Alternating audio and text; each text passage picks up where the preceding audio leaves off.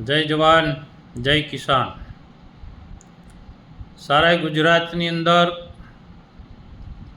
જગતનો તાત ખેડૂતો ઉપર જે અત્યાચાર કરનાર આ પોલીસ એ પ્રશાસનના કહેવાથી આજે જે આ કૃત્ય કરી રહ્યા છે અને નિર્દોષ લોકોની ઉપર જે આજે અત્યાચાર કરી રહ્યા છે, આ પોલીસ મિત્રોને મારે કહેવું છે કે તમે અત્યારે આ પ્રશાસનના કહેવાથી આજે જે અત્યાચાર કરી રહ્યા છો, મિત્રો યાદ રાખજો કે આ જે અત્યાચાર તમે કરી રહ્યા છો એ નિર્દોષ લોકોને ઘરમાં ઘરી અને તમે પકડીને મારી રહ્યા છો। યાદ રાખજો કે કદાચ તમે અહીંયા લોકોની સામેથી છટકી જશો, સરકારને લીધે કદાચ તમે છટકી જશો, પણ ઈશ્વરના દરબારની અંદર તમે યાદ રાખજો આ પાપ છે કર્યું છે, તમે આ પાપનું પરિણામ ભોગવવા માટે તૈયાર રહેજો। ઈશ્વર તમને 2 વર્ષની અંદર એવું પરિણામ આપશે કે આ પોલીસવાળો જે ખેડૂતો ઉપર અત્યાચાર કર્યો છે એને રોતા પણ નહીં આવડે, એટલું યાદ રાખજો। કારણ કે આ નિર્દોષ ખેડૂતો ઉપર તમે અત્યાચાર કર્યો છે। ખેડૂત છે જગતનો તાત છે। એક દિવસ તમે યાદ રાખજો કે જો આ ખેડૂત અનાજ પકવતો બંધ થઈ જાય ને તો તમારી થાળીની અંદર ભોજન પણ ન આવે। જરાક અત્યાચાર કરતાં પહેલાં વિચારવો જોઈએ કે લોકશાહીની અંદર આવો તમને કયો હક આપ્યો છે કે ઘરમાં ઘરી અને નિર્દોષ લોકોને મારવાનો।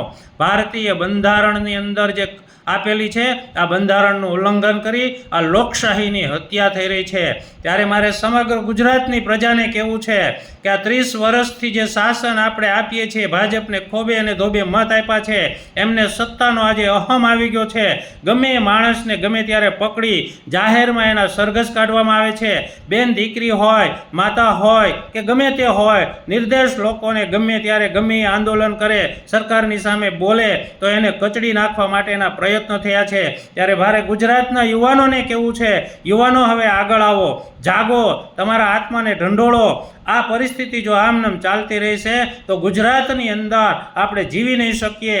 તમારા આત્માને જગાડો અને એક દિવસ તમે જાગૃત થઈ જશો તો આ જે 20% પ્રજા જે છે આ દેશ ઉપર શાસન કરી અને આપણને હેરાન કરે છે, આપણા હક જે છીનવી લે છે, એની સામે આપણે લડત કરવા માટે તમે જાગૃત બનો।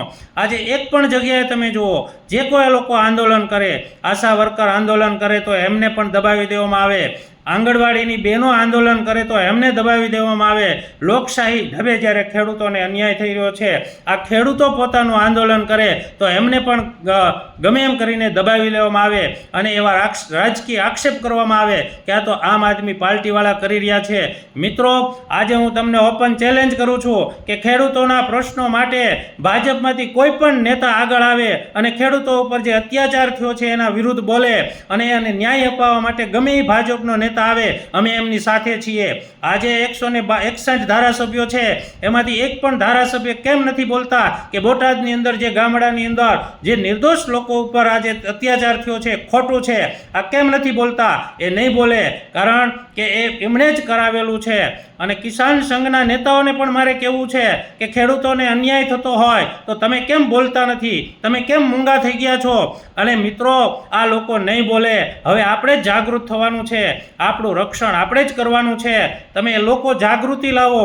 લોકશાહી ઢબે આજે આપણે આને આવી રીતે પહોંચી શકીએ એમ નથી કારણ કે એમની પાસે સત્તા છે, એમની પાસે પોલીસ છે, એ ગમે એ દમન કરાવી શકે છે।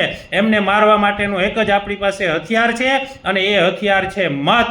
આ મત દ્વારા આને મહાત કરી અને ગુજરાતની અંદર આપણે ફરીથી લોકશાહી ઢબનું શાસન સ્થાપવા માટે પ્રયત્ન કરીએ। એટલે હે ગુજરાતના યુવાનો, બહેનો, માતાઓ અને ભાઈઓ, તમે જાગૃત થાવ અને આ ભાજપ સરકારને ગુજરાતમાંથી કાઢવા માટે આપણે સતત લોકોને સમજાવીએ અને આપણા ન્યાય માટે આપણે લડીએ છીએ। ત્યારે આવા અત્યાચાર જાય છે એની સામે આપણે સંગઠિત થઈ અને આપણે આગળ વધીએ। વંદે માતરમ, ભારત માતા કી જય।